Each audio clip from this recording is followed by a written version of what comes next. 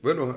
o rato passado, o orde firmar oficialmente MOU entre diferentes stakeholders para o projeto Veilige Barrios. De stakeholder não seguro que forte nessa aqui sede Aruba que treca o projeto aqui, alocar 1,2 milhão florim a busca e alocar fundo aqui para o projeto Veilige Barrios, mientras meu Ministério de Enseñanza e Deporte, junto com o Ministério de Rocochón, Justiça e também o colega Ursula Arens, outro ministério não junto a alocar o verschil de placa para o projeto aqui, que custa alrededor de 2 milhões de florim para ano. Para fortificar stakeholders e também de bairro com programa de after school programs para combater também problemas sociais de uma atenção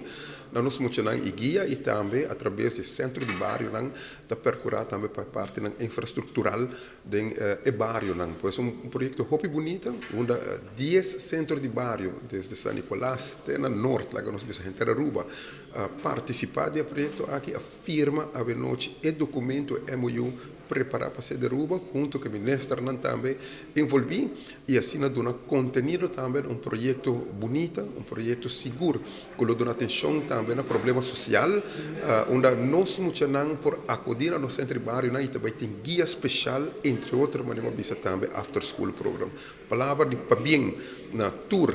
stakeholders, tour centro de bairro, palavra de danke para participar e também palavra de danke para esforço conjunto, onde logra alocar fundo aqui para realizar o projeto bonito aqui.